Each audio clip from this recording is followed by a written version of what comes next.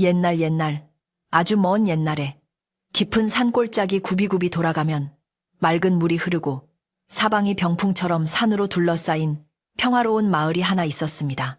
이 마을은 아침이면 산안개가 자욱하게 내려앉아 신비로운 기운을 자아내고 저녁이면 집집마다 피어오르는 밥 짓는 연기가 골짜기를 따스하게 감싸는 그런 곳이었습니다. 마을 어귀에는 수백 년 묵은 느티나무가 든든하게 서서 오가는 사람들을 지켜주었고 아이들의 웃음소리와 소들이 한가롭게 우는 소리가 끊이지 않는 넉넉한 인심을 자랑하는 곳이었습니다. 사람들은 이곳을 복이 머무는 땅이라 여겨 대대로 땅을 일구며 욕심 없이 순박하게 살아가고 있었습니다. 이 마을의 가장 안쪽 산자락이 시작되는 곳에는 기와지붕이 웅장한 큰 기와집이 한 채 있었는데 그곳은 이 고을에서 덕막 높기로 소문난 이 진사의 댁이었습니다. 이 진사는 학식이 깊고 마음씨가 너그러워 마을 사람들의 존경을 한 몸에 받았으며 가뭄이 들면 곳간을 열어 배고픈 이웃을 구제하고 어려운 일이 생기면 앞장서서 해결해주곤 했습니다.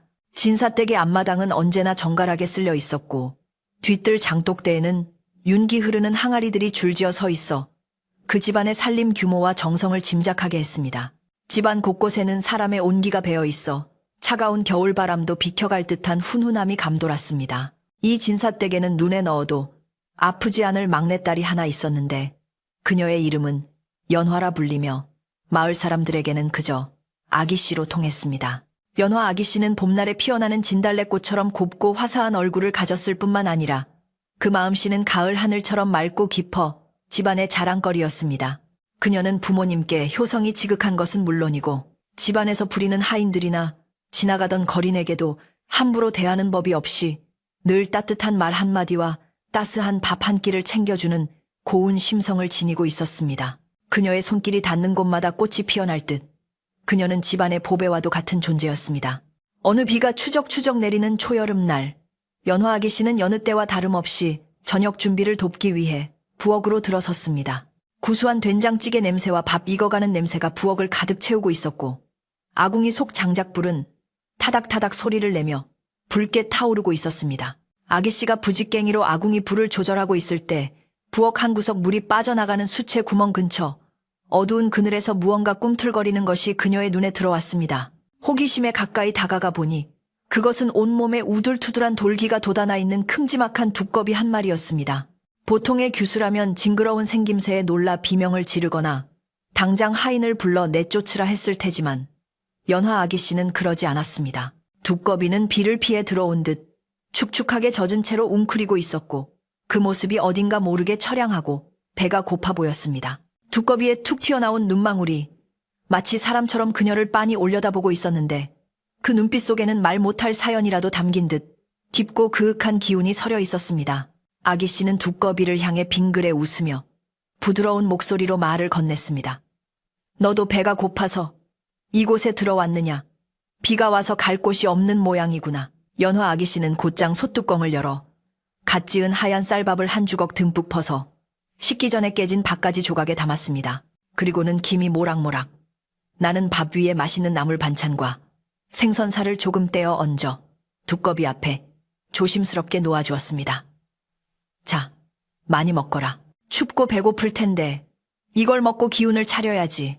그녀의 따뜻한 목소리가 부엌의 공기를 더욱 훈훈하게 만들었습니다. 두꺼비는 처음에는 경계하는 듯 꼼짝하지 않더니 이내 맛있는 냄새에 이끌린 듯 엉금엉금 기어와 밥을 먹기 시작했습니다. 그 모습이 어찌나 복스럽던지 아기씨는 한참을 쪼그리고 앉아 흐뭇하게 바라보았습니다. 그날 이후로 두꺼비는 아예 부엌 한 구석에 자리를 잡고 살기 시작했고 연화 아기씨의 비밀 친구가 되었습니다. 아기씨는 끼니 때마다 잊지 않고 두꺼비의 밥을 챙겨주었고 두꺼비 역시 아기씨의 발소리만 들려도 껌벅껌벅 눈을 뜨고 반가워하는 기색을 보였습니다. 집안의 하인들은 처음에 부엌에 흉측한 두꺼비가 살고 있다며 기겁을 하고 빗자루로 쓸어내려 했으나 그때마다 아기씨가 나서서 말렸습니다. 저 미물도 생명인데 함부로 하지 마라. 우리 집이 따뜻하고 먹을 것이 많아 찾아온 손님이니 내쫓지 말고 그냥 두어라. 아기씨의 언명의 하인들도 더 이상 두꺼비를 괴롭히지 못하고 그저 못 본 척 넘어가게 되었습니다.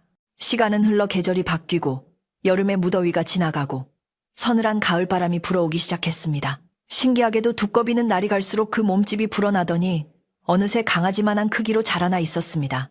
보통의 두꺼비와는 비교할 수 없을 정도로 거대해진 몸집에 피부는 더욱 거칠고 짙은 갈색을 띠었지만 아기 씨의 눈에는 그저 순하고 듬직한 친구로만 보였습니다. 그녀가 부엌 일로 힘들어 잠시 마루에 걸터 앉아 쉴 때면 두꺼비는 어느새 곁으로 다가와 슬그머니 엎드려 그녀의 이야기를 들어주는 듯 했습니다. 아기 씨는 그런 두꺼비의 등이나 머리를 쓰다듬으며 마음속 이야기를 털어놓곤 했습니다. 두꺼봐. 너는 말을 못하니 내 비밀을 어디 가서 옮기지도 않겠지. 오늘 아버님께서 기침이 심해지셔서 걱정이야. 네가 복을 가져다 주어 우리 아버님 병환이 씻은 듯이 나았으면 좋겠구나. 아기 씨가 나지막이 중얼거리면 두꺼비는 알아들었다는 듯이 꾹꾹 하고 낮고 굵은 울음소리를 내며 대답하곤 했습니다. 그 소리는 마치 걱정하지 말라고 자신이 지켜주겠노라고 위로하는 것처럼 들렸습니다. 마을 사람들은 진사댁에 집채만한 두꺼비가 산다는 소문을 듣고 수군거리기도 했지만 진사댁에 복이 워낙 많아 짐승들도 모여드는 것이라 여기며 대수롭지 않게 생각했습니다. 겨울이 찾아와 온 세상이 하얗게 눈으로 뒤덮였을 때도 두꺼비는 겨울잠을 자러 가지 않고 아궁이 옆 따뜻한 재 속에서 겨울을 났습니다. 바깥바람이 매섭게 몰아치는 밤이면 아기 씨는 두꺼비가 춥지 않을까 걱정되어 헌 옷가지를 가져다 덮어주기도 하고 따뜻한 물을 데워 밥을 말아주기도 했습니다. 두꺼비는 아기 씨의 정성을 온몸으로 받아들이며 밤이면 부엌을 지키는 문지기처럼 든든하게 자리를 지켰습니다. 쥐나 벌레들도 거대한 두꺼비의 기운에 눌려 얼씬도 하지 못하니 진사댁 부엌은 언제나 깨끗하고 평온했습니다. 두꺼비는 단순한 짐승이 아니라 아기 씨의 사랑을 먹고 자란 영물처럼 느껴지기 시작했습니다. 어느 날 밤, 아기 씨가 잠을 이루지 못하고 뒤척이다 물을 마시러 부엌으로 나왔을 때였습니다. 달빛이 부엌 창호지 문틈으로 은은하게 스며들고 있었고 그 희미한 빛 아래 두꺼비가 앉아 있었습니다. 그런데 놀랍게도 두꺼비의 눈에서 푸르스름한 안광이 뿜어져 나와 부엌을 비추고 있는 것이 아니겠습니까? 아기 씨는 깜짝 놀라 멈칫했지만 두꺼비는 그녀를 보자마자 안광을 거두고 평소의 순한 눈빛으로 돌아와 꼬리를 흔들듯 몸을 좌우로 흔들었습니다. 아기 씨는 가슴을 쓸어내리며 두꺼비에게 다가가 속삭였습니다.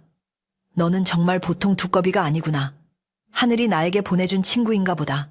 봄이 다시 찾아와 앞마당의 매화나무에 꽃망울이 터질 무렵 두꺼비는 이제 송아지만큼이나 커져서 부엌 한 구석을 꽉 채울 정도가 되었습니다.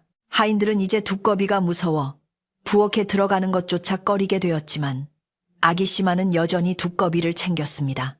그녀가 밥을 줄 때면 두꺼비는 혀를 길게 내밀어 순식간에 밥을 삼키고는 고맙다는 듯이 앞발로 땅을 툭툭 치곤 했습니다. 아기 씨와 두꺼비 사이에는 말하지 않아도 통하는 끈끈한 믿음이 자리 잡고 있었고 그것은 가족애보다 더 깊은 생명을 나눈 사이의 정과도 같았습니다. 마을에는 봄 기운과 함께 농사 준비가 한창이었지만 어딘가 모르게 흉흉한 기운이 감돌기 시작했습니다. 예년보다 비가 적게 오고 밤마다 산짐승들이 울부짖는 소리가 들려와 사람들의 마음을 불안하게 만들었습니다. 그러나 진사댁 담장하는 두꺼비 덕분인지 평온하기만 했습니다. 연화 아기 씨는 꽃밭을 가꾸며 두꺼비에게 꽃잎을 따서 보여주기도 하고 세상 돌아가는 이야기를 들려주기도 했습니다. 두꺼봐, 꽃이 참 곱지? 너도 냄새를 맡아보렴. 두꺼비는 코를 벌름거리며 꽃내음을 맡는 시름을 했고 그 모습에 아기 씨는 까르르 웃음을 터뜨렸습니다. 그러던 어느 날 아기 씨가 빨래터에 다녀오다가 발을 헛디뎌 넘어질 뻔한 일이 있었습니다. 그때 어디선가 바람처럼 나타난 두꺼비가 등판을 들이밀어 아기 씨가 바닥에 부딪히지 않게 받쳐주었습니다. 아기 씨는 푹신하고 울퉁불퉁한 두꺼비의 등에 엎여 놀란 가슴을 진정시켰습니다. 고맙다 두꺼봐. 네가 아니었으면 크게 다칠 뻔했어. 두꺼비는 아무 일도 아니라는 듯 태연하게 그녀를 마루까지 태워다 주었습니다. 이 광경을 목격한 하인들은 입을 다물지 못했고 이 신기한 이야기는 삽시간에 마을로 퍼져나갔습니다. 진사댁, 두꺼비가 사람을 알아보고 주인을 구했다는 소문은 마을 사람들에게 신비로운 이야깃거리가 되었습니다. 두꺼비는 이제 아기 씨의 그림자처럼 그녀가 가는 곳이면 어디든 시선이 닿는 곳에 머물렀습니다. 아기 씨가 장독대에 가면 장독대 옆에 마당을 거닐면 마당 한 구석에 엎드려 그녀를 지켰습니다. 그 눈빛은 마치 충성스러운 무사가 주군을 지키듯 혹은 어미가 자식을 바라보듯 한결같고 묵직했습니다. 아기 씨는 그런 두꺼비를 보며 든든함을 느꼈고 세상 그 어떤 보석보다도 귀한 존재로 여겼습니다.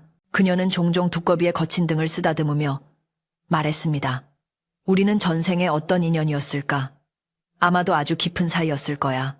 어느 늦은 밤, 이 진사는 사랑방에서 글을 읽다가 잠시 마루로 나왔습니다. 달빛 아래 마당을 어슬렁거리는 거대한 그림자를 보고 깜짝 놀랐으나 자세히 보니 딸이 아끼는 그 두꺼비였습니다. 두꺼비는 이 진사를 보고도 도망가거나 숨지 않고 오히려 고개를 숙여 예를 갖추는 듯한 모습을 보였습니다. 이 진사는 허허 웃으며 수염을 쓰다듬었습니다. 허허, 미물이라도 주인을 알아보는 영물이라더니 과연 내 딸이 정성을 쏟을 만하구나. 우리 집안을 잘 부탁한다. 이 진사의 말에 두꺼비는 낮게 꾹 하고 대답하며 어둠 속으로 사라졌습니다. 계절은 다시 바뀌어 녹음이 우거지는 여름이 되었습니다. 마을 앞 개울가는 아이들의 물장구 소리로 시끄러웠지만 어른들의 표정은 점점 어두워져만 갔습니다. 마을 뒤편에 우뚝 솟은 삼봉우리, 사람들이 신성시하면서도 두려워하는 그곳에서 불길한 징조들이 나타나기 시작했기 때문입니다. 밤이면 산꼭대기 당집 부근에서 붉은 불기둥이 치솟는가 하면 땅이 쿵쿵 울리는 소리가 마을까지 들려왔습니다. 그러나 연화아기 씨는 집안일에 열중하느라 마을의 심상치 않은 분위기를 깊이 알지 못했습니다.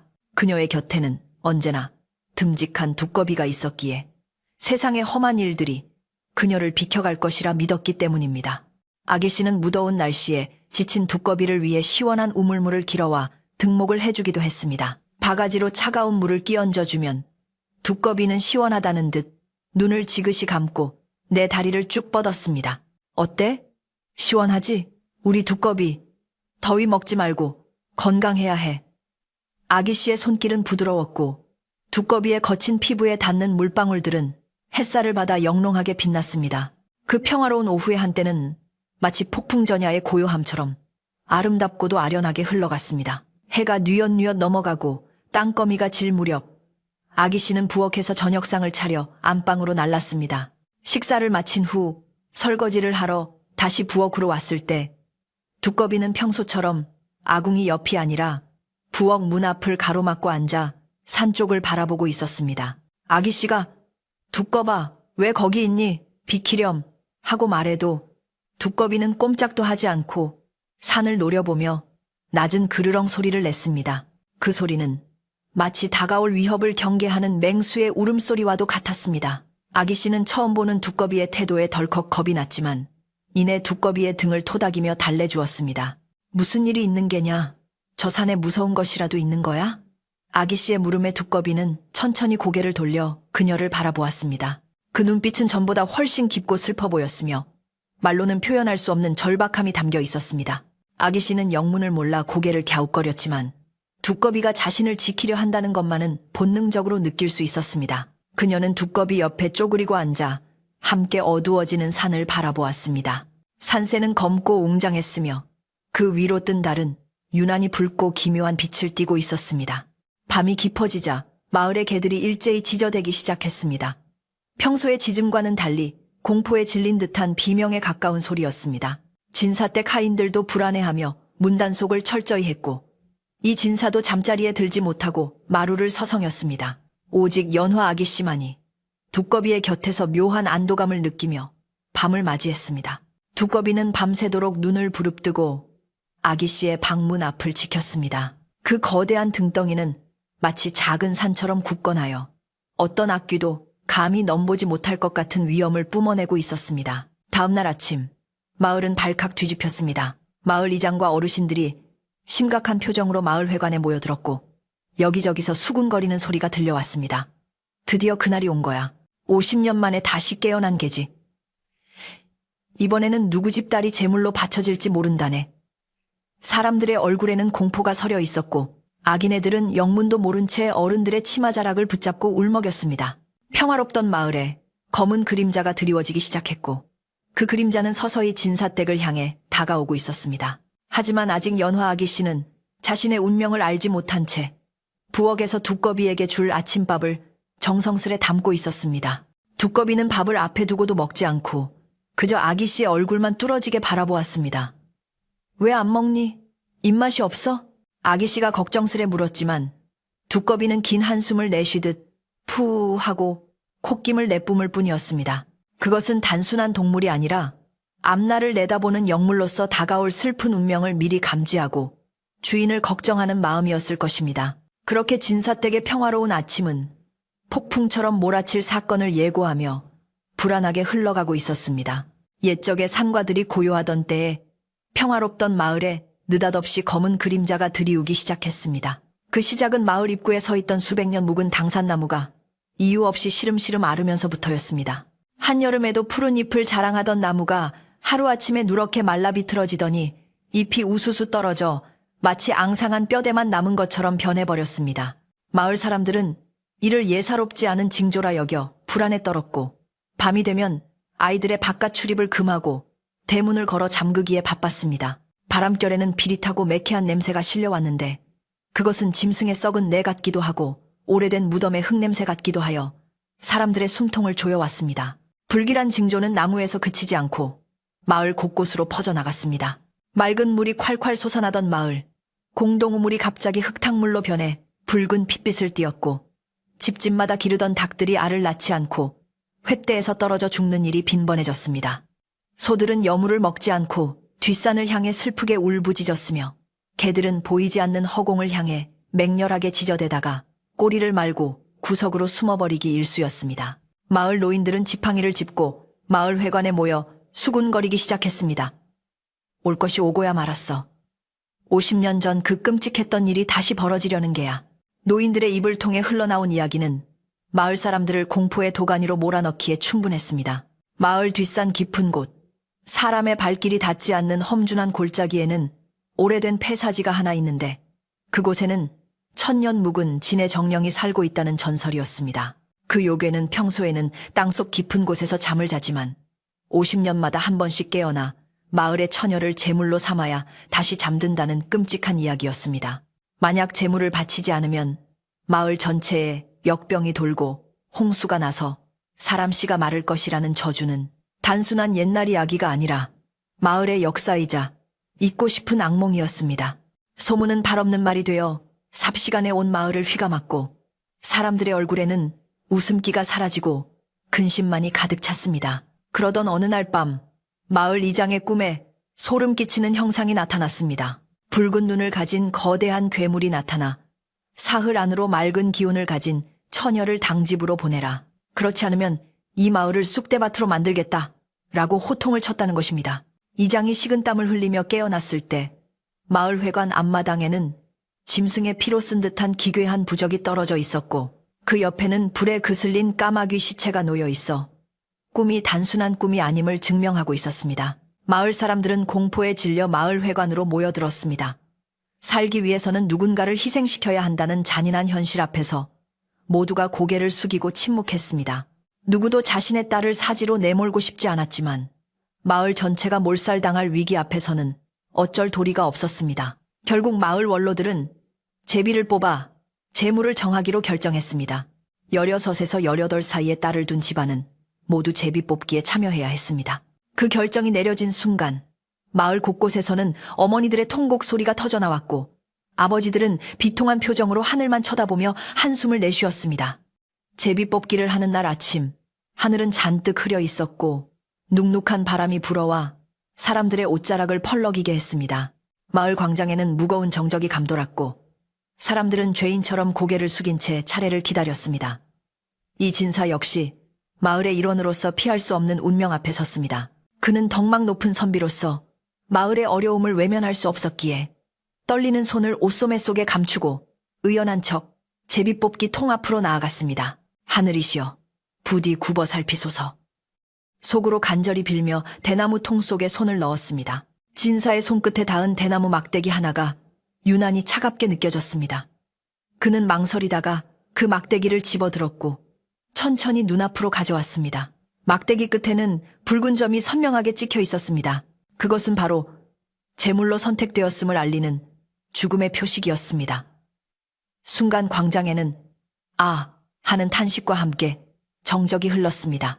마을 사람들은 안도감과 죄책감이 뒤섞인 복잡한 눈빛으로 이 진사를 바라보았습니다.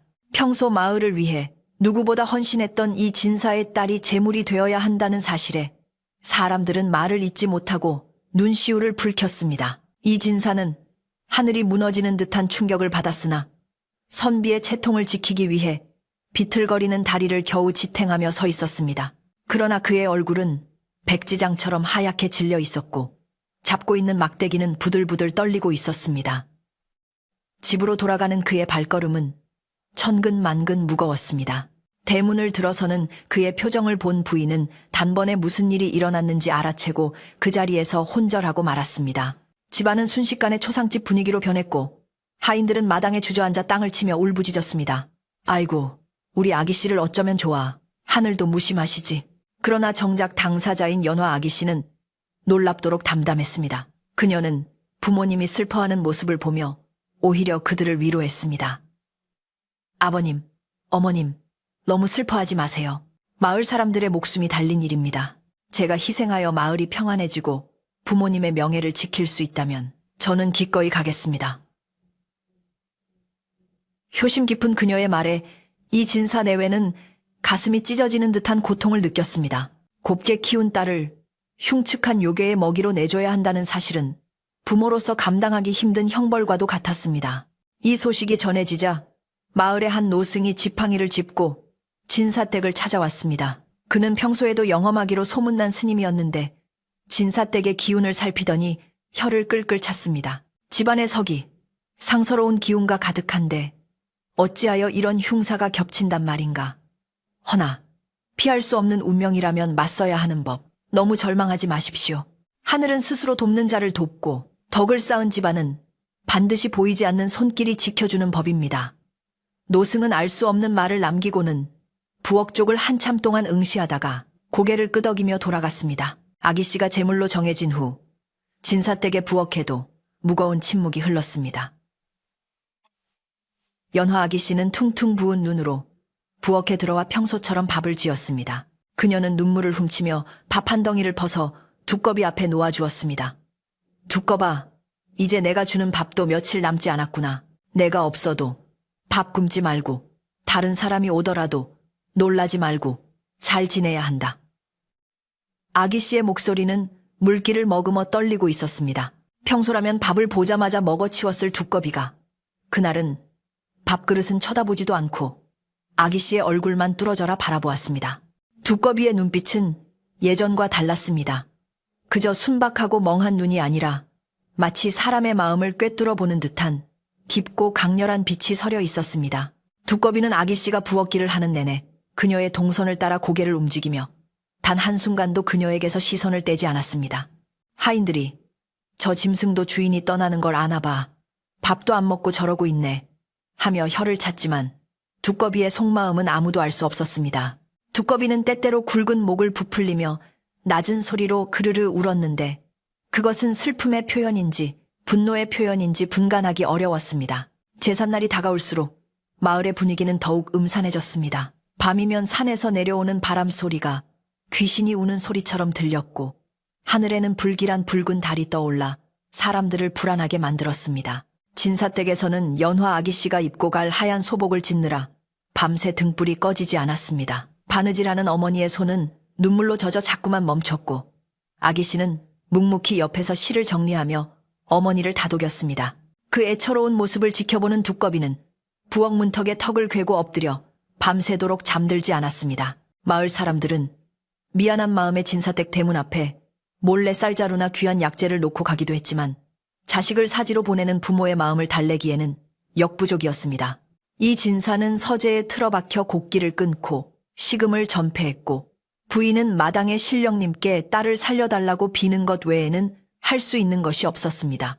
오직 연화 아기씨만이 자신의 운명을 받아들이고 주변을 정리하며 마지막 시간을 준비하고 있었습니다. 그녀는 자신이 아끼던 물건들을 하인들에게 나눠주고 집안 구석구석을 둘러보며 작별 인사를 고했습니다. 어느덧 약속된 날이 하루 앞으로 다가왔습니다. 마을 청년들은 산으로 올라가는 길을 정비하고 당집 앞을 청소하며 제사를 준비했습니다. 당집은 낡고 허름했지만 그곳에서 뿜어져 나오는 음산한 기운 때문에 아무도 가까이 가기를 꺼렸습니다. 그들은 서둘러 일을 마치고 도망치듯 산을 내려왔습니다. 그곳은 사람이 있을 곳이 아니야. 한낮인데도 소름이 끼치고 등골이 오싹하더군. 청년들의 말에 마을 사람들의 두려움은 더욱 커져만 갔습니다. 그날 밤 아기 씨는 마지막으로 두꺼비를 찾아가 쓰다듬어 주었습니다. 두꺼봐, 우리 다음 생에는 사람으로 만나서 오누이처럼 지내자. 내가 너를 지켜주지 못하고 먼저 가서 미안해. 아기 씨의 눈물 한 방울이 두꺼비의 울퉁불퉁한 머리 위로 뚝 떨어졌습니다. 두꺼비는 그 눈물을 느끼며 눈을 지그시 감았습니다.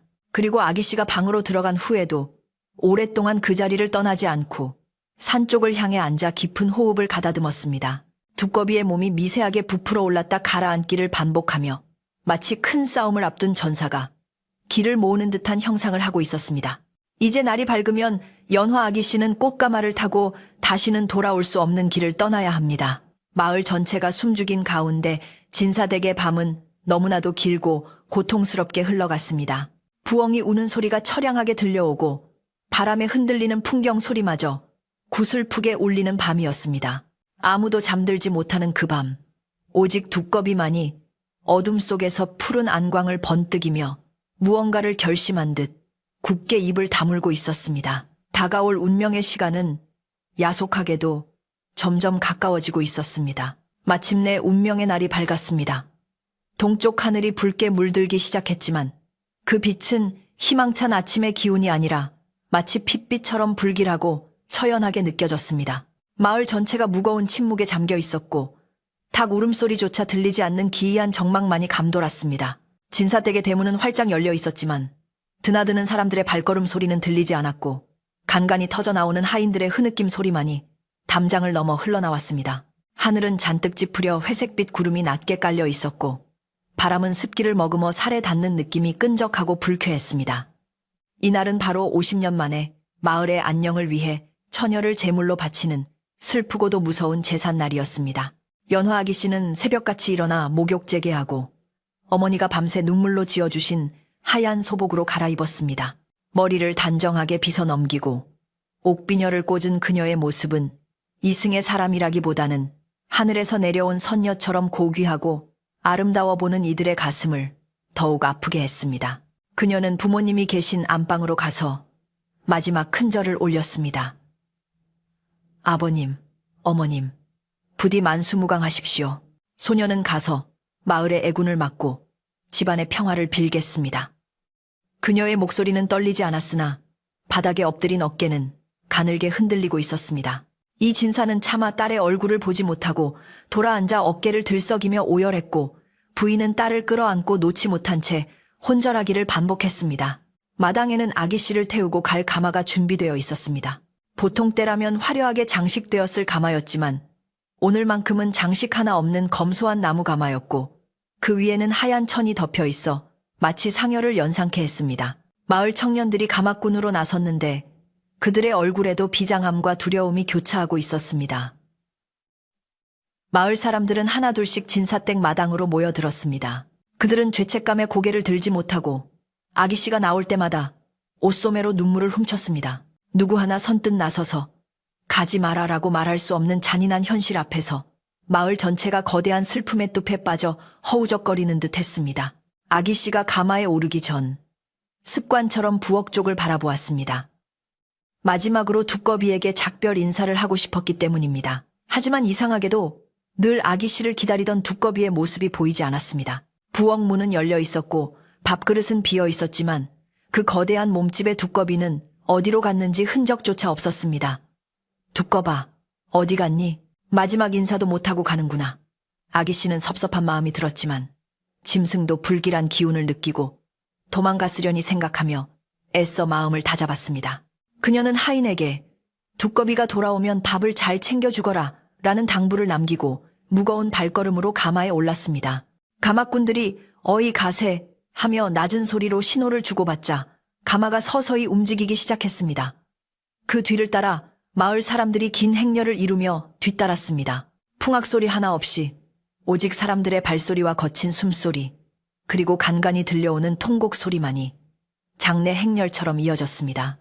마을 어귀를 지나 산길로 접어들자 길가에 핀 꽃들조차 고개를 숙인 듯 시들어 보였고 나무들은 앙상한 가지를 흔들며 가지 말라고 손짓하는 듯 했습니다. 산으로 향하는 길은 가파르고 험해서 가마꾼들의 이마에는 굵은 땀방울이 맺혔지만 누구도 힘들다는 내색을 하지 않고 묵묵히 산을 올랐습니다. 행렬이 산 중턱에 다다랐을 때 뒤따르던 마을 사람들 사이에서 웅성거리는 소리가 들리기 시작했습니다. 저기 뒤를 좀 보게. 무언가 따라오고 있어. 산짐승인가? 크기가 예사롭지 않은데? 사람들이 가리키는 곳을 보니 행렬의 맨 뒤쪽 풀숲 사이로 거무튀튀하고 거대한 물체가 어슬렁거리며 따라오고 있었습니다. 자세히 보니 그것은 바로 진사댁 부엌에 살던 그 두꺼비였습니다. 두꺼비는 평소에 느릿한 걸음이 아니라 네 다리에 힘을 꽉 주고 씩씩거리는 듯한 기세로 부지런히 가마 뒤를 쫓고 있었습니다. 사람들은 놀라워하며 길을 터주었고 저 짐승도 주인을 따라 죽으러 가는가 보다 하며 혀를 찼습니다. 두꺼비는 사람들의 시선 따위는 아랑곳하지 않고 오직 앞서가는 가마만을 응시하며 산을 올랐습니다. 험한 바위가 나타나면 훌쩍 뛰어넘고 가시덤불이 앞을 가로막으면 몸으로 밀어붙이며 나아갔습니다. 그 모습이 어찌나 비장하던지 보는 이들로 하여금 숙연한 마음이 들게 했습니다. 두꺼비의 등은 거친 숨을 몰아쉴 때마다 크게 오르내렸고 입가에는 하얀 거품이 조금씩 배어 나오고 있었습니다. 그것은 단순한 동행이 아니라 필사적인 추격이었습니다. 아기 씨를 혼자 보낼 수 없다는 굳은 의지가 그 작은 짐승의 온몸에서 뿜어져 나오고 있었습니다. 산길은 점점 더 험해지고 숲은 울창해져 대낮인데도 어둑어둑했습니다. 차가운 바람이 불어와 땀을 식히다 못해 뼛속까지 시리게 만들었습니다. 새들의 지저김은 끊긴 지 오래였고 오직 바람에 스치며 우는 나뭇잎 소리만이 귀신들의 속삭임처럼 들려왔습니다. 가마 안에 앉아있는 연화 아기 씨는 두려움에 몸을 떨면서도 마음속으로 불경을 외우며 마음을 진정시키려 애썼습니다. 그녀는 자신이 희생됨으로써 마을이 평화로워지기를 간절히 기도했습니다. 하지만 가마 밖에서 들려오는 두꺼비의 거친 숨소리는 듣지 못한 채 그녀는 깊은 고독 속에서 죽음의 장소로 향하고 있었습니다. 마침내 일행은 마을 뒷산 가장 깊은 골짜기에 위치한 당집 앞에 도착했습니다. 그곳은 깎아지른 절벽 아래 자리 잡고 있었는데 수백 년은 좋게 되어 보이는 고목들이 당집을 에워싸고 있어 햇빛 한 점 들지 않는 음산한 곳이었습니다. 당집은 오랜 세월 동안 사람의 손길이 닿지 않아 기와가 깨지고 기둥이 썩어 있었으며 곳곳에 거미줄이 쳐져 있어 폐가나 다름없었습니다. 문틈 사이로는 퀴퀴하고 썩은 냄새가 흘러나와 사람들의 코를 찔렀습니다. 이곳이 바로 전설 속의 진의 정령이 산다는 소굴 입구였습니다. 사람들은 공포에 질려 서로의 옷자락을 붙잡고 몸을 움츠렸습니다.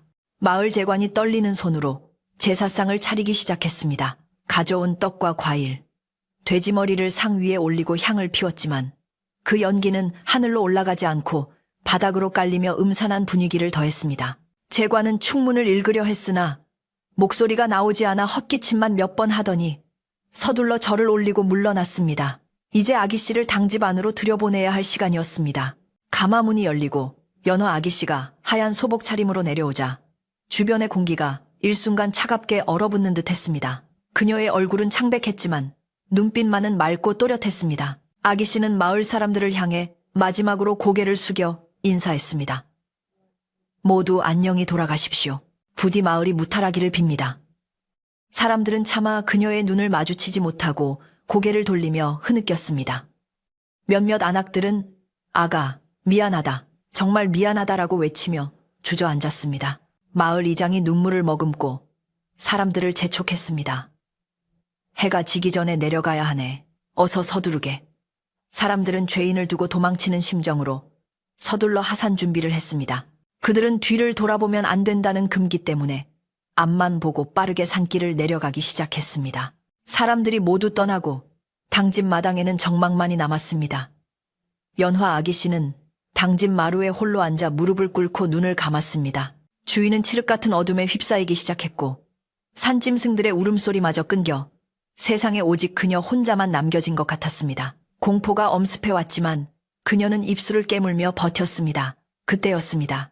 숲풀 속에서 부스럭, 부스럭 하는 소리가 들려왔습니다. 아기 씨는 쏘스라치게 놀라 눈을 떴습니다. 그것은 요괴가 나타나는 소리일까봐 심장이 트슬 듯 뛰었습니다. 하지만 어둠 속에서 나타난 것은 붉은 눈의 괴물이 아니라 익숙한 실루엣의 두꺼비였습니다. 두꺼봐! 아기 씨는 놀라움과 반가움에 소리쳤습니다. 두꺼비는 엉금엉금 기어와 아기 씨의 무릎 앞에 털썩 주저앉았습니다. 온몸이 흙투성이가 되고 발바닥이 까져 피가 배어 나오고 있었지만 두꺼비는 아기 씨를 보자 안도한 듯 꾹 하고 짧게 울었습니다. 아기 씨는 두꺼비를 끌어안고 펑펑 울음을 터뜨렸습니다. 바보야. 여기가 어디라고 따라와. 어서 도망가. 여기 있으면 너도 죽는단 말이야. 아기 씨는 두꺼비를 밀어내며 산 아래로 내려가라고 손짓했지만 두꺼비는 요지부동이었습니다. 마치 이 자리가 자신의 무덤이라도 되는 양 굳건히 버티고 앉아 아기 씨의 앞을 가로막았습니다. 두꺼비는 아기 씨를 안심시키려는 듯 앞발로 그녀의 손등을 톡톡 건드렸습니다. 그러고는 당집 안쪽 깊은 어둠이 도사리고 있는 곳을 향해 돌아앉았습니다. 두꺼비의 자세는 전과 달랐습니다. 다리는 땅을 단단히 디디고 등은 활처럼 부풀어 올랐으며 눈에서는 시퍼런 안광이 뿜어져 나오기 시작했습니다. 아기 씨는 그제야 깨달았습니다. 이 작은 친구가 단순히 자신을 위로하러 온 것이 아니라 무언가와 싸우기 위해 왔다는 것을 말입니다. 나를 지켜주려는 거니, 그런 거니. 아기 씨의 물음에 두꺼비는 대답 대신 몸에서 푸른 기운을 내뿜으며 주의를 밝혔다. 시간이 흐를수록 당집 주변의 공기는 더욱 무거워졌습니다. 마치 보이지 않는 거대한 손이 산 전체를 짓누르는 듯한 압박감이 느껴졌습니다. 갑자기 바람이 멈추고 당집 처마 끝에 달려있던 풍경이 이유 없이 요란하게 울리기 시작했습니다. 딸랑딸랑딸랑. 그 소리는 급박하고 신경질적으로 들려 공포감을 극대화했습니다. 그리고 땅 밑 깊은 곳에서부터 드르르, 드르르 하는 진동이 전해져 왔습니다. 지진과는 다른 거대한 무언가가 땅속을 헤집고 올라오는 소리였습니다. 아기 씨는 본능적으로 두꺼비의 뒤로 몸을 숨겼습니다. 두꺼비는 진동이 느껴지자 목을 크게 부풀리며 기이한 소리를 내기 시작했습니다. 고오. 그것은 마치 호랑이가 으르렁거리는 소리보다 더 낮고 묵직한 뱃속 깊은 곳에서 끌어올린 경고의 소리였습니다. 두꺼비의 몸집이 점점 더 커지는 듯 보였고 피부의 돌기 하나하나가 곤두서며 도끼를 뿜어낼 준비를 마쳤습니다. 아기 씨는 두꺼비의 등 뒤에서 떨면서도 이 믿음직한 친구의 변화에 경외감을 느꼈습니다. 이제 곧 전설 속의 괴물이 모습을 드러낼 시간이었습니다.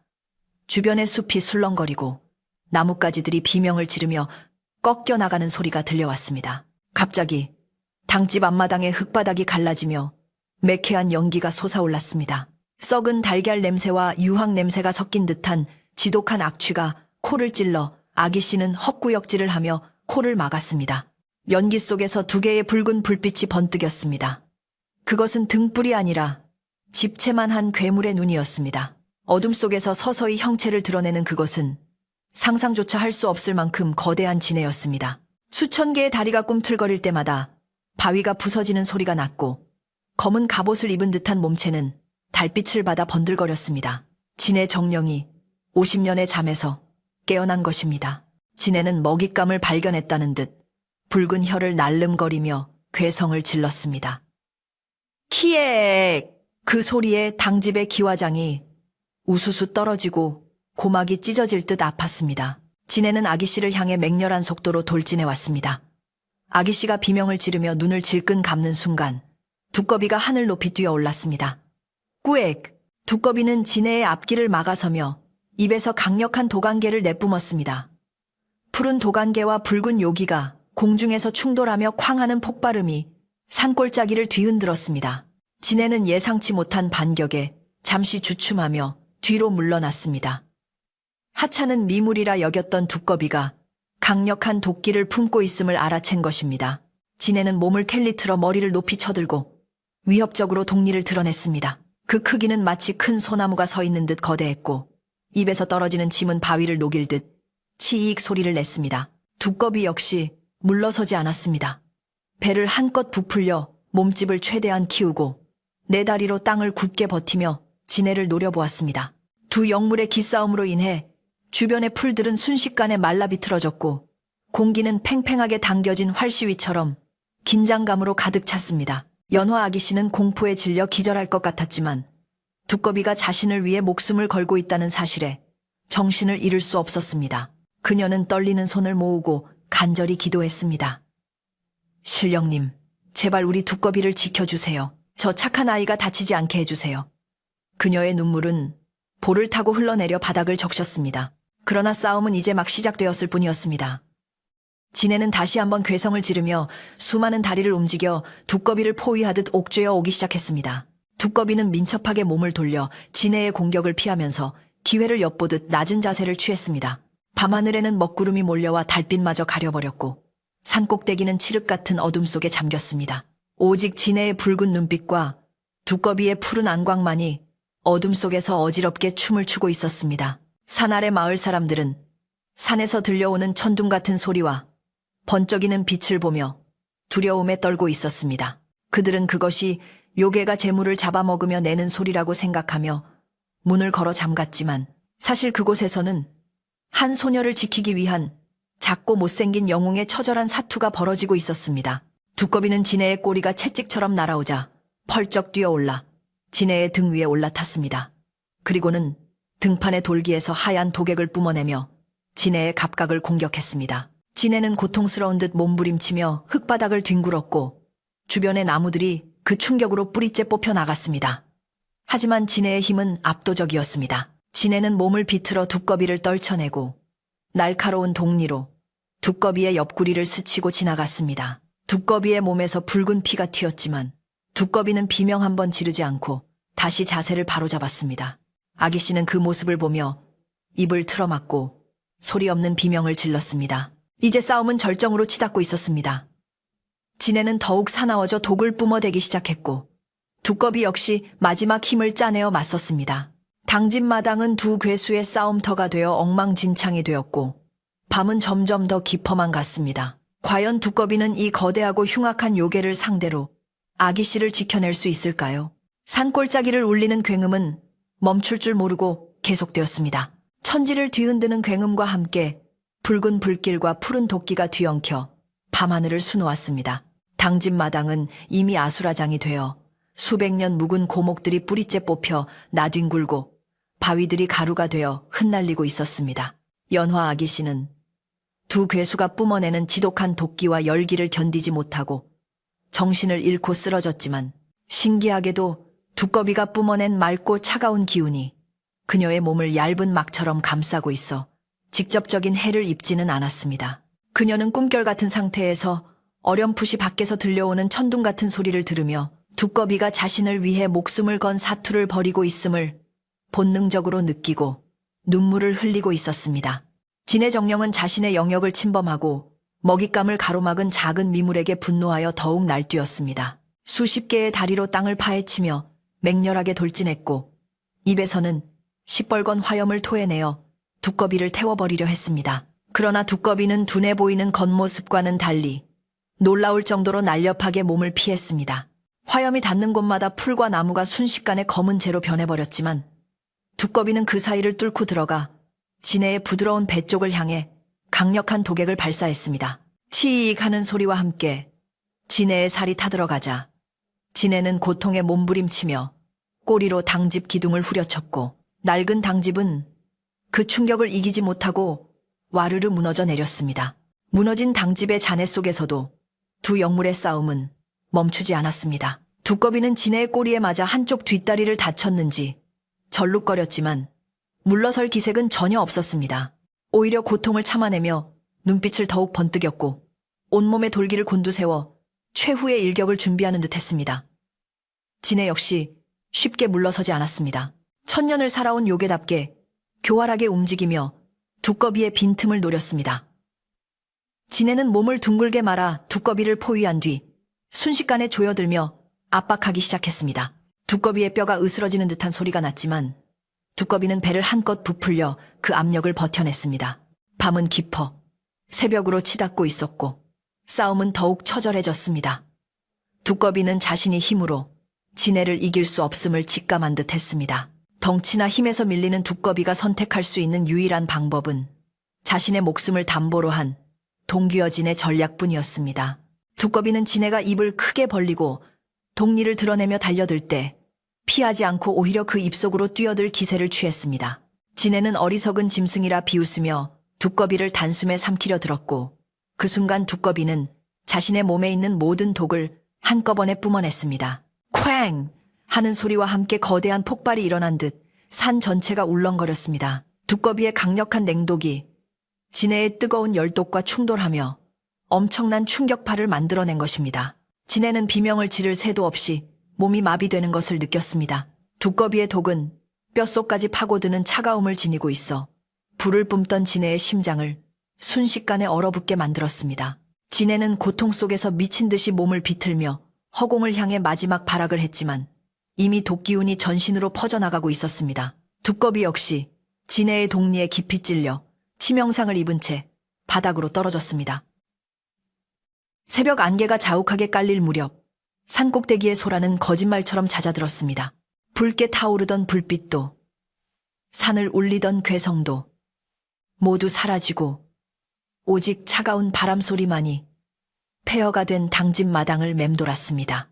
연기와 먼지가 가라앉은 자리에는 처참한 광경이 드러났습니다. 집채만 한 진해는 배를 뒤집은 채 뻣뻣하게 굳어 있었고 그 옆에는 상처투성이의 두꺼비가 진해의 목덜미를 문 채 엎드려 있었습니다. 두꺼비는 마지막 순간까지도 진해가 다시 깨어날까봐 숨통을 끊어놓으려 했던 것입니다. 두 짐승은 서로 뒤엉켜 꼼짝도 하지 않았고 그 곁에는 연화 아기씨가 흙먼지를 뒤집어 쓴 채 고요히 잠들어 있었습니다. 한편 산 아래 마을에서는 아무도 잠을 이루지 못했습니다. 밤새도록 산에서 번쩍이는 불빛과 땅울림을 느끼며 공포에 떨었던 사람들은 날이 밝아오자 조심스럽게 대문 밖으로 나왔습니다. 산 쪽을 바라보니 항상 감돌던 검은 요기가 사라지고 대신 맑고 투명한 아침 햇살이 산봉우리를 비추고 있었습니다. 조용해졌네. 끝난 건가? 마을 사람들은 웅성거리며 불안한 표정을 감추지 못했습니다. 이 진사는 뜬 눈으로 밤을 지새우고 그란한 눈으로 대문 앞에 서 있었습니다. 그의 마음은 이미 잿더미가 되어 있었지만 딸의 시신이라도 수습해야 한다는 일념으로 지팡이를 집어들었습니다. 산으로 가세. 내 딸이 어찌 되었든 아비로서 마지막은 지켜줘야 하지 않겠나. 이 진사의 목소리는 갈라져 있었지만 결연했습니다. 마을 청년들과 장정들이 횃불과 낫을 들고 그 뒤를 따랐습니다. 혹시 모를 요괴의 습격에 대비해 무장을 했지만 그들의 다리는 두려움으로 후들거렸습니다. 마을 어귀를 지나 산길로 접어들자 길가에는 밤새 벌어진 싸움의 여파로 나뭇가지들이 꺾이고 바위가 굴러떨어져 있어 험난했던 밤을 짐작게 했습니다. 사람들은 침을 꼴깍 삼키며 한 발 한 발 무거운 발걸음을 옮겼습니다. 산 중턱을 넘어서자 코를 찌르던 역한 냄새가 옅어지고 대신 상쾌한 풀냄새와 흙냄새가 나기 시작했습니다. 이것은 지난 수십 년간 이 산에서 느껴보지 못한 청정한 공기였습니다. 노승의 말대로 흉한 기운이 물러간 것일까? 사람들은 희망과 불안이 뒤섞인 눈빛을 교환했습니다. 마침내 일행은 당집이 있는 정상 부근에 도착했습니다. 눈앞에 펼쳐진 광경에 사람들은 억 하고 숨을 멈췄습니다. 당집은 형체도 없이 사라졌고 주변의 숲은 마치 태풍이 휩쓸고 간 듯 초토화되어 있었습니다. 그리고 그 한가운데 전설 속에서나 듣던 거대한 진해가 죽어있는 모습이 보였습니다. 그 크기가 실로 어마어마하여 사람들은 공포감에 뒷걸음질 쳤습니다. 저것이 바로 그 요괴로구나. 사람들은 덜덜 떨며 죽은 진해를 가리켰습니다. 하지만 이 진사의 눈에는 진해보다 더 중요한 것이 들어왔습니다. 진해의 사체 옆 흙더미 속에 하얀 옷자락이 보였던 것입니다. 연화야, 내 딸 연화야. 이 진사는 지팡이도 내던지고 흙더미를 헤치며 달려갔습니다. 이 진사가 떨리는 손으로 딸의 어깨를 흔들자 웅크리고 있던 연화 아기씨가 천천히 눈을 떴습니다. 그녀는 마치 깊은 잠에서 깨어난 듯 멍한 표정으로 주변을 둘러보았습니다. 아버님? 그녀의 목소리는 작았지만 분명했습니다. 이 진사는 딸을 와락 끌어안고 목 놓아 울었습니다. 살았구나. 네가 살았어. 하늘이 도우셨어. 뒤따라온 마을 사람들도 그 기적 같은 장면에 모두 털썩 주저앉아 안도의 눈물을 흘렸습니다. 제물로 바쳐진 처녀가 살아서 돌아온 것은 마을 역사상 처음 있는 일이었기 때문입니다. 정신을 차린 연화 아기씨는 아버지의 품에서 벗어나 황급히 무언가를 찾기 시작했습니다. 두꺼봐. 두꺼비는 어디 갔어요? 그녀의 시선이 멈춘 곳에는 진해의 거대한 몸통 아래 깔려있는 두꺼비의 처참한 모습이 있었습니다. 두꺼비는 온몸이 찢기고 독에 타들어가 색이 변해 있었지만 그 표정만은 주인을 지켜냈다는 듯 평온해 보였습니다. 아기씨는 비틀거리며 다가가 두꺼비의 차가운 시신을 부여잡고 통곡했습니다. 나 때문에 나를 살리려고 네가 죽었구나. 이 바보야. 도망가라니까 왜 말을 안 듣고. 그제야 마을 사람들도 상황을 파악했습니다. 아기씨가 살아난 것은 하늘의 요행이 아니라 진사댁 부엌에 살던 그 두꺼비가 목숨을 바쳐 요괴와 싸운 덕분이라는 것을 알게 되었습니다. 징그럽다고 피하고 무시했던 그 미물이 사람들도 하지 못한 엄청난 일을 해낸 것입니다. 사람들은 숙연한 마음으로 두꺼비의 시신 앞에 모여들어 고개를 숙였습니다. 우리가 미물보다 못하구나. 은혜를 아는 짐승이 사람을 살렸네. 마을 이장이 탄식하며 말했습니다. 이 진사 역시 눈물을 닦으며 두꺼비에게 큰 절을 올렸습니다. 고맙다. 정말 고맙다. 네가 내 딸을 살리고 우리 마을을 구했구나. 슬픔을 뒤로하고 마을 사람들은 하산 준비를 했습니다. 그들은 튼튼한 나무를 엮어 연화 아기씨를 태울 가마를 만들었고 또 다른 가마를 정성스럽게 만들어 두꺼비의 시신을 모셨습니다. 두꺼비를 태운 가마는 아기씨의 가마보다 앞세워 내려가게 했는데 이는 마을을 구한 영웅에 대한 최고의 예우였습니다. 죽은 진해는 그 자리에 태워 없애기로 하고 장정들이 불을 놓았습니다.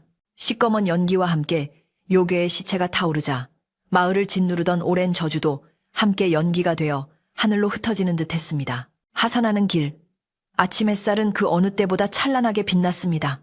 숲속의 새들이 다시 지저귀기 시작했고 개울물 소리도 맑고 경쾌하게 들려왔습니다. 마을에 남아있던 사람들은 멀리서 내려오는 행렬을 보고 웅성거렸습니다. 두 개의 가마가 내려오네? 하나는 아기씨일 테고 다른 하나는 무엇인고? 행렬이 마을 어귀에 도착하자 사람들은 살아 돌아온 아기씨를 보고 환호성을 질렀고 뒤이어 두꺼비의 사연을 듣고는 눈시울을 붉히며 가마를 향해 합장했습니다. 이제 두꺼비는 더 이상 징그러운 짐승이 아니라 마을의 수호신으로 칭송받게 되었습니다.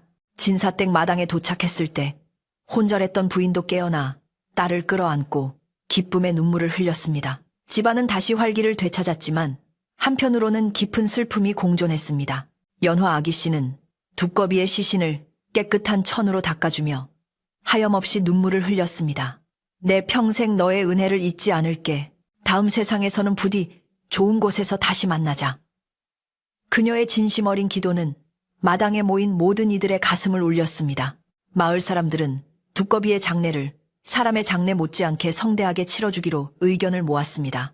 두꺼비를 묻을 자리는 마을에서 가장 양지 바르고 전망이 좋은 언덕으로 정해졌습니다. 그곳은 마을 전체가 한눈에 내려다 보이는 곳으로 죽어서도 마을과 아기씨를 지켜달라는 뜻이 담겨 있었습니다. 사람들은 정성껏 땅을 파고 두꺼비를 묻은 뒤 그 앞에 작은 비석을 세워주었습니다. 비석에는 글을 모르는 사람들도 알 수 있도록 두꺼비 모양을 새겨 넣었습니다. 장례가 치러지는 동안 하늘에서는 맑은 비가 보슬보슬 내렸는데 사람들은 두꺼비가 가는 길을 하늘도 슬퍼하는 것이라며 하늘을 올려다 보았습니다. 그날 저녁 마을 회관에서는 큰 잔치가 열렸습니다. 요괴가 사라지고 마을의 평화가 찾아온 것을 축하하는 자리였지만 여느 잔치와 달리 차분하고 경건한 분위기였습니다. 사람들은 술잔을 기울이며 두꺼비의 무용담을 이야기했고 진사댁의 덕행이 짐승마저 감동시켰다며 칭송했습니다. 복은 베푸는 대로 돌아오는 법이야. 아기씨가 두꺼비에게 밥을 주지 않았다면 우리 마을은 어찌 되었겠나. 노인들의 말에 젊은이들도 고개를 끄덕이며 교훈을 새겼습니다. 이렇게 마을은 큰 위기를 넘기고 다시 예전의 평온함을 되찾아가고 있었습니다. 연화 아기씨는 잔치에 참석하는 대신 조용히 부엌으로 들어갔습니다. 텅 빈 부엌 구석, 두꺼비가 늘 앉아있던 자리는 이제 비어 있었습니다. 그녀는 그곳에 따뜻한 밥 한 그릇과 맑은 물, 한 사발을 떠놓았습니다. 촛불이 일렁이며 그녀의 그림자를 벽에 비추었고 아기씨는 오랫동안 그 자리에 앉아 두꺼비와의 추억을 회상했습니다. 비록 몸은 떠났지만 두꺼비가 남긴 따스한 마음은 영원히 그녀의 곁에 머물 것 같았습니다. 밤바람이 문풍지를 흔들자 마치 두꺼비가 꾸욱하고 대답하는 듯한 소리가 들려와 아기 씨는 옅은 미소를 지을 수 있었습니다. 이 진사는 마을 사람들에게 공표했습니다. 앞으로 우리 마을에서는 두꺼비를 잡거나 해치지 말 것이며 매년 이맘때면 두꺼비를 기리는 제사를 지내도록 합시다. 마을 사람들은 모두 찬성했고 그날부터 이 마을은 두꺼비 마을이라 불리게 되었습니다. 공포와 불안으로 얼룩졌던 지난날은 가고 이제는 은혜 갚은 두꺼비의 아름다운 전설만이 마을을 흐르는 강물처럼 면면이 이어지게 되었습니다. 밤이 깊어가고 별들은 총총히 빛나며 잠든 마을을 포근하게 감싸 안았습니다. 아주 오랜 옛날, 바람이 맑게 불던 날에 시작된 이 이야기는 이제 평화로운 결말을 향해 흘러갑니다. 두꺼비가 지네를 물리치고 장렬하게 산화한 후 마을에는 거짓말처럼 평온한 나날들이 찾아왔습니다. 계절은 어김없이 바뀌어 산천은 다시 푸르름을 되찾았고 흉흉했던 요괴의 전설은 점차 옛 이야기가 되어 사람들의 기억 속에서 희미해져 갔습니다. 하지만 마을 사람들의 가슴 속에는 은혜 갚은 두꺼비에 대한 고마움이 깊은 강물처럼 흐르고 있었습니다. 봄이면 아지랑이가 피어오르는 언덕 위 두꺼비 무덤가에는 할미꽃과 제비꽃이 앞다투어 피어나 마치 두꺼비의 넋을 위로하는 듯 했습니다. 연화 아기 씨는 매일 아침 일어나면 가장 먼저 그 언덕을 바라보며 두 손을 모으고 하루의 안녕을 빌었습니다. 그녀의 기도는 단순히 자신의 행복을 비는 것이 아니라 자신을 위해 희생한 생명에 대한 끊임없는 감사의 표시였습니다. 세월이 흐르면서 마을은 예전보다 훨씬 더 살기 좋은 곳으로 변모해 갔습니다. 신기하게도 두꺼비가 지네를 물리친 그 해부터 마을에는 풍년이 들기 시작했습니다. 가뭄이 들어 이웃 마을의 논바닥이 거북이 등처럼 갈라질 때에도 이 마을에는 때맞춰 단비가 내려 곡식들이 무럭무럭 자라났습니다. 사람들은 이것이 산신령이 된 두꺼비가 마을을 보살피기 때문이라 굳게 믿었습니다. 두꺼님이 우리를 지켜주니 걱정 없네. 농부들은 땀 흘려 일하다가도 산 쪽을 바라보며 넉넉한 웃음을 지었고 그 믿음은 힘든 농사일을 견디게 하는 든든한 버팀목이 되었습니다. 마을 곳곳간에는 쌀가마니가 가득 쌓였고 집집마다 웃음꽃이 피어나니 마을은 복받은 두꺼비 마을이라는 이름으로 널리 알려지게 되었습니다. 연화 아기 씨는 이제 더 이상 수줍은 소녀가 아니었습니다. 그녀는 집안의 안주인이 되어 부모님을 봉양하고 두꺼비가 남긴 사랑의 의미를 실천하며 살아갔습니다. 그녀는 굶주린 이웃이 찾아오면 언제든 따뜻한 밥상을 차려주었고 지나가는 나그네가 하룻밤 묵어가기를 청하면 두말 없이 사랑방을 내어주었습니다. 짐승도 은혜를 아는데 사람이 박하게 굴어서야 되겠습니까? 그녀의 이러한 덕행은 마을 사람들에게 큰 귀감이 되었고 사람들은 그녀를 두꺼비 부인이라 부르며 존경했습니다. 그녀가 장터에 나가면 상인들이 서로 좋은 물건을 덤으로 주려 했고 아이들은 그녀의 뒤를 졸졸 따르며 옛날 이야기를 해달라고 졸랐습니다. 그녀의 삶 자체가 살아있는 교훈이자 두꺼비가 남긴 가장 아름다운 유산이었습니다. 마을에는 해마다 두꺼비가 지네를 물리친 날을 기념하는 큰 축제가 열렸습니다. 이것은 단순한 제사가 아니라 마을 전체가 하나 되어 기쁨을 나누는 잔치였습니다. 아낙네들은 며칠 전부터 모여 고소한 기름 냄새를 풍기며 전을 부치고 떡매를 쳐서 쫄깃한 인절미를 만들었습니다. 특히 팥고물을 듬뿍 묻힌 두꺼비 떡은 이 축제의 별미였는데 애군을 막고 복을 불러온다는 의미를 담고 있었습니다.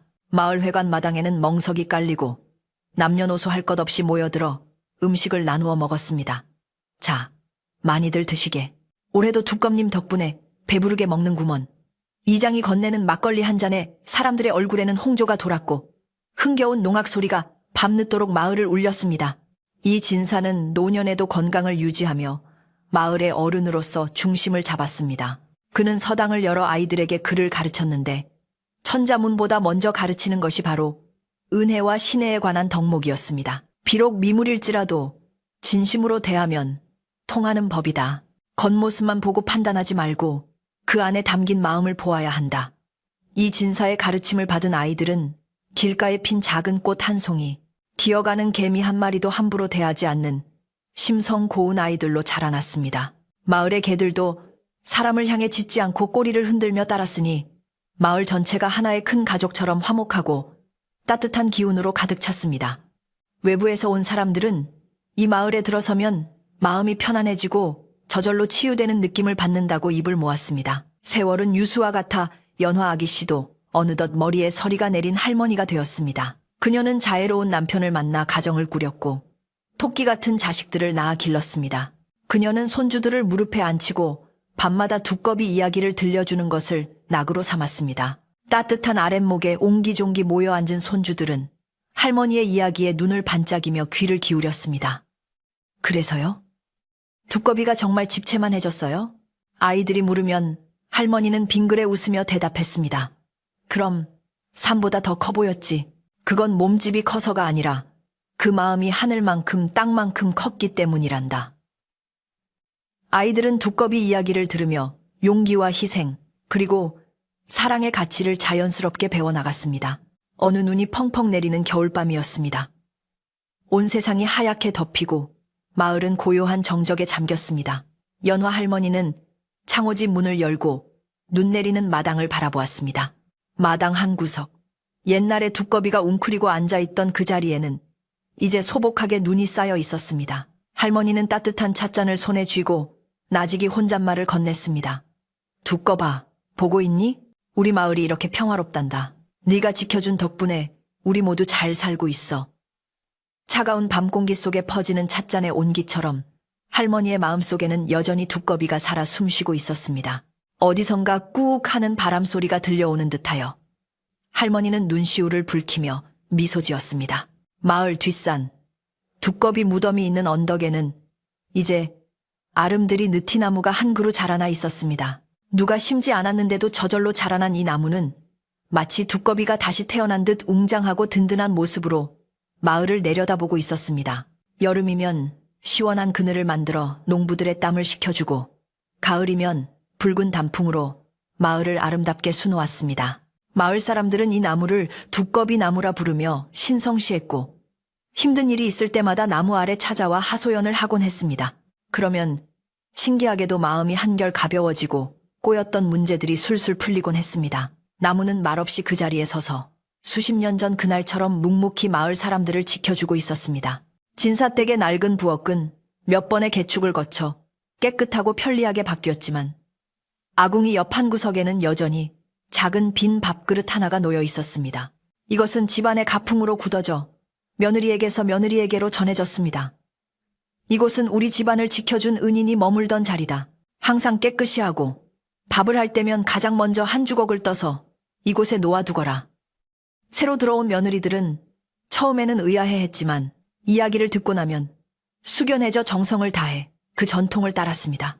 그 덕분인지 이 집안에는 우환이 없고 자손들이 번창하여 대대손손 명문가로서의 명성을 이어갈 수 있었습니다. 작은 실천이 모여 큰 복을 만든다는 옛말이 하나도 틀리지 않았음을 증명하는 듯 했습니다. 어느 해의 봄날, 마을에는 경사가 겹쳤습니다.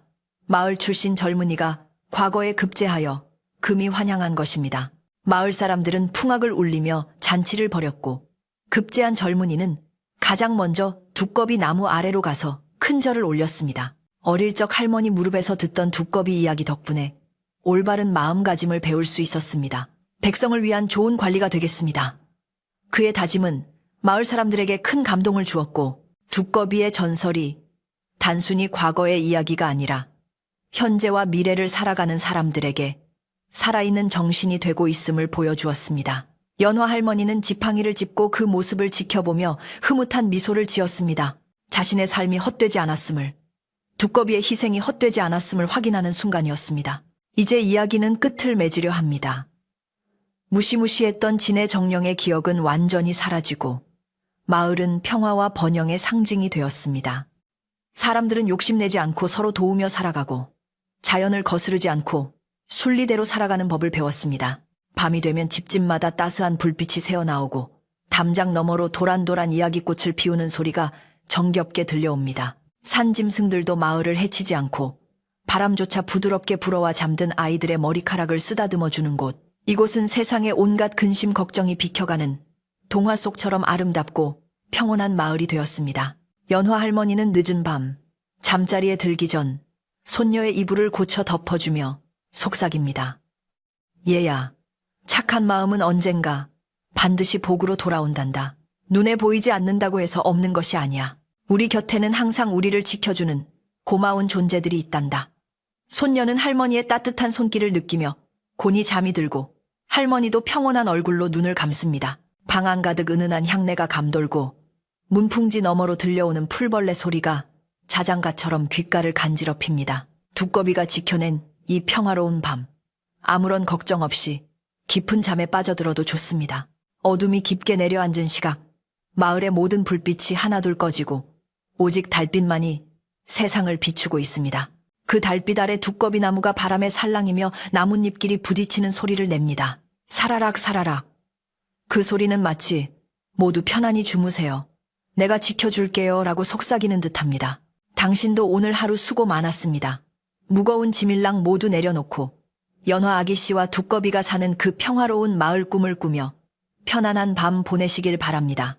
착한 마음을 가진 당신에게도 반드시 지켜주는 든든한 수호신이 있을 테니까요. 강물이 흐르고 산천이 변하듯 두꺼비 마을에도 수많은 계절이 스치고 지나갔습니다. 연화 아기씨가 심었던 꽃들은 씨를 흩날려 온 산을 뒤덮었고 두꺼비 무덤가의 느티나무는 이제 어른 5명이 팔을 벌려야 겨우 안을 수 있을 만큼 거목이 되었습니다.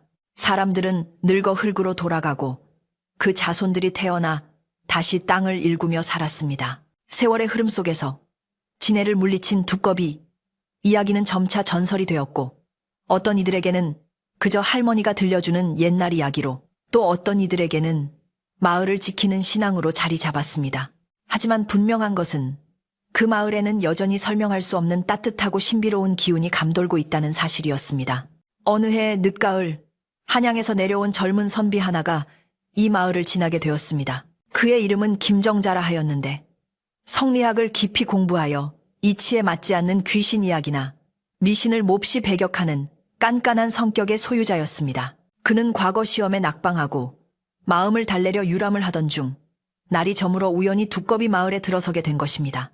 마을 입구에 들어서자마자 그의 눈에 띈 것은 커다란 두꺼비 모양의 바위와 그 앞에 놓인 수많은 돌무더기였습니다. 지나가는 사람들이 소원을 빌며 하나둘씩 쌓아 올린 돌탑이었습니다.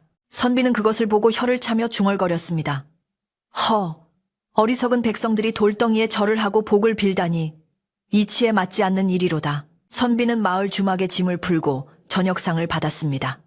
주모가 내온 밥상에는 윤기가 흐르는 쌀밥과 정갈한 나물이 가득했습니다. 선비가 이 산골 마을에 어찌 이리 쌀이 좋은고? 하고 묻자 주모는 자랑스러운 얼굴로 대답했습니다. 이게 다 우리 두껍님 덕분이지요. 옛날에 은혜 갚은 두꺼비가 마을을 지켜준 뒤로 우리 마을은 흉년을 모르고 산답니다. 주모는 신이 나서 연화 아기씨와 두꺼비의 전설을 줄줄이 읊어대기 시작했습니다. 하지만 선비는 코웃음을 치며 그 말을 믿지 않았습니다. 짐승이 요괴를 잡고 사람을 살렸다? 그저 우매한 백성들을 달래기 위해 지어낸 이야기일 뿐이지. 그는 밥을 먹으면서도 마을 사람들의 믿음을 비웃었습니다. 그날 밤 선비는 잠이 오지 않아 바람이나 쐴 겸 주막 밖으로 나왔습니다. 달빛이 유난히 밝아 마을 길이 훤히 보였습니다. 그는 뒷짐을 지고 마을을 거닐다가 낮에 보았던 두꺼비 무덤이 있는 언덕 쪽으로 발걸음을 옮겼습니다. 어디 그 대단한 두꺼비 묘나 한번 구경해볼까? 그는 가벼운 호기심으로 언덕을 올랐습니다. 언덕 위에는 거대한 느티나무가 그림자를 드리우고 있었고 그 아래에는 세월의 흔적이 묻어나는 두꺼비 비석이 고즈넉하게 서 있었습니다. 바람이 불 때마다 나뭇잎들이 사각거리는 소리가 났는데 선비는 그곳에 서서 마을 전경을 내려다보았습니다. 확실히 명당이라 불릴 만큼 평온하고 아늑한 풍경이었습니다. 그런데 그때 갑자기 산 아래에서부터 짙은 안개가 몰려오기 시작했습니다. 불과 몇 분 전까지만 해도 맑았던 하늘이 순식간에 구름에 가려지고 사방이 칠흑 같은 어둠에 휩싸였습니다. 선비는 당황하여 내려가는 길을 찾으려 했지만 짙은 안개 때문에 한 치 앞도 분간할 수 없었습니다. 이게 무슨 병고인고? 그는 더듬거리며 발을 옮겼지만 방향 감각을 잃고 같은 자리를 맴돌 뿐이었습니다. 산바람이 매섭게 차가워지더니 어디선가 짐승의 울음소리 같은 기이한 소리가 들려왔습니다. 키의 액. 그것은 마치 오래전 죽은 지네의 원혼이 떠도는 듯한 소름 끼치는 소리였습니다. 평소 귀신을 믿지 않던 선비였지만 등골이 오싹해지고 식은땀이 흐르는 것은 어쩔 수 없었습니다. 그는 본능적으로 두려움을 느끼며 느티나무 아래로 몸을 피했습니다. 어둠 속에서 무언가가 바스락거리며 다가오는 소리가 들렸습니다. 선비는 숨을 죽이고 나무 뒤에 납작 엎드렸습니다. 누구냐? 귀신이냐? 짐승이냐? 그가 떨리는 목소리로 소리쳤지만 돌아오는 것은 차가운 바람 소리뿐이었습니다. 그때 안개 속에서 희미한 푸른 빛이 나타났습니다. 도깨비불인가 싶어 선비는 눈을 질끈 감았지만 그 빛은 따스하고 부드러운 기운을 품고 있었습니다. 살며시 눈을 뜬 선비는 믿을 수 없는 광경을 목격했습니다. 비석 앞에 웅크리고 있던 두꺼비 모양의 바위에서 푸른 안광이 뿜어져 나오고 있었던 것입니다. 그 빛은 안개를 밀어내며 선비의 주변을 둥글게 감쌌습니다. 그리고 놀랍게도 그 빛 속에서 거대한 두꺼비의 형상이 아른거리는 듯 했습니다. 환영인지 실제인지 알 수 없었지만 그 형상은 선비를 위협하는 것이 아니라 마치 그를 보호하려는 듯 듬직하게 버티고 서 있었습니다. 선비의 귓가에 낮고 굵은 목소리가 들리는 듯 했습니다. 두려워 말라. 이곳은 내가 지키는 땅이니라. 선비는 그 자리에 주저앉아 멍하니 그 광경을 바라보았습니다. 평생 책으로만 세상을 배우고 이성으로만 판단해왔던 그의 가치관이 흔들리는 순간이었습니다. 세상에는 인간의 지식으로 설명할 수 없는 신비로운 힘이 존재하며 그것은 바로 간절한 마음과 믿음에서 비롯된다는 것을 그는 온몸으로 느끼고 있었습니다.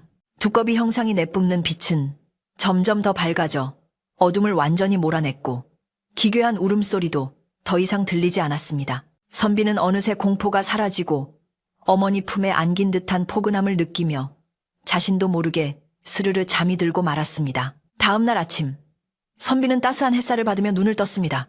그는 느티나무 아래 낙엽 위에 누워 있었고 아침 이슬이 촉촉하게 내려앉아 있었습니다. 지난밤의 일이 꿈이었나 싶었지만 그의 옷자락에는 푸른 이끼 같은 것이 묻어 있었고 몸은 개운하기 그지없었습니다. 그는 자리에서 일어나 두꺼비 비석을 바라보았습니다. 아침 햇살을 받은 비석은 여느 때와 다름없는 평범한 돌덩이였지만 선비의 눈에는 이제 전혀 다르게 보였습니다. 그는 옷매무새를 단정히 하고 비석을 향해 정중하게 큰 절을 올렸습니다. 미천한 선비가 영무를 알아보지 못하고 망령된 말을 하였습니다. 부디 용서하시고 앞으로는 겸손한 마음으로 세상을 대하겠습니다. 선비가 마을로 내려왔을 때 마을 사람들은 그가 밤새 산에 있었다는 사실을 알고 걱정하며 물었습니다. 아니, 그 험한 밤에 산에서 무사하셨습니까? 산짐승이라도 만나면 어쩔 뻔했습니까? 선비는 빙그레 웃으며 대답했습니다. 걱정 마시오. 아주 든든한 분이 저를 지켜주셨습니다. 그리고는 주막을 떠나기 전 그는 개울가에서 가장 예쁘고 둥근 돌 하나를 주어 와 두꺼비 바위 앞 돌탑에 정성스레 올려놓았습니다. 그는 더 이상 냉소적인 선비가 아니었습니다. 그의 가슴 속에는 따뜻한 이야기 하나가 자리 잡았고 그것은 그가 앞으로 살아가는 데 있어 큰 지혜가 되어줄 것이었습니다. 이 이야기는 김정자 선비를 통해 한양까지 전해졌고 두꺼비 마을의 명성은 더욱 높아졌습니다. 사람들은 힘들고 지칠 때면 이 마을을 찾아와 위로를 받고 갔습니다. 그리고 신기한 일은 계속되었습니다. 아이를 낳지 못하던 부부가 두꺼비 바위에 빌고 나서 옥동자를 얻었다거나 병마에 시달리던 노인이 마을 물을 마시고 씻은 듯이 나았다는 이야기들이 끊이지 않았습니다. 마을 사람들은 이것을 기적이라 부르지 않고 약속이라 불렀습니다. 옛날 연화 아기씨와 두꺼비가 맺었던 서로를 아끼고 지켜주겠다는 그 약속이 세월을 넘어 계속되고 있는 것이라고 믿었기 때문입니다. 이제 정말로 긴 이야기의 끝자락에 닿았습니다. 오늘 밤 제가 들려드린 이 이야기가 단순히 무서운 요괴와 싸운 영웅담으로만 기억되지 않기를 바랍니다. 작고 보잘것없는 존재라도 사랑으로 대하면 큰 힘이 된다는 것, 그리고 진심 어린 마음은 죽음조차 뛰어넘어 영원히 남는다는 것을 기억해 주셨으면 합니다. 지금 당신의 곁에도 눈에 보이지 않지만 당신을 지켜주는 소중한 마음들이 있을 것입니다. 그것은 부모님의 사랑일 수도, 친구의 우정일 수도, 혹은 당신이 언젠가 베풀었던 작은 친절이 돌아온 것일 수도 있습니다. 두꺼비 마을의 밤은 오늘도 평화롭습니다. 느티나무는 바람에 흔들리며 자장가를 부르고 마을 앞 개울물은 쉬지 않고 흐르며 세상의 모든 근심을 씻어내려 갑니다. 연화 아기씨의 고운 마음씨와 두꺼비의 듬직한 용기가 깃든 그곳에서 사람들은 내일의 희망을 품고 잠이 듭니다. 당신도 이제 그 평화로운 마을의 주민이 되어 포근한 이불 속에서 가장 편안한 꿈을 꾸시기 바랍니다. 꿈속에서는 무거운 짐을 모두 내려놓고 두꺼비의 넓은 등처럼 든든한 안식처에서 푹 쉬실 수 있을 것입니다. 밤하늘의 별들이 당신의 창가를 비추고 있습니다. 그 별빛 하나하나가 두꺼비가 내뿜던 그 따스한 눈빛처럼 당신을 지켜보고 있습니다. 걱정하지 마세요. 내일은 오늘보다 더 맑고 좋은 날이 될 것입니다. 바람이 맑게 불던 날 시작된 우리의 이야기는 당신의 깊은 잠과 함께 영원히 이어질 것입니다.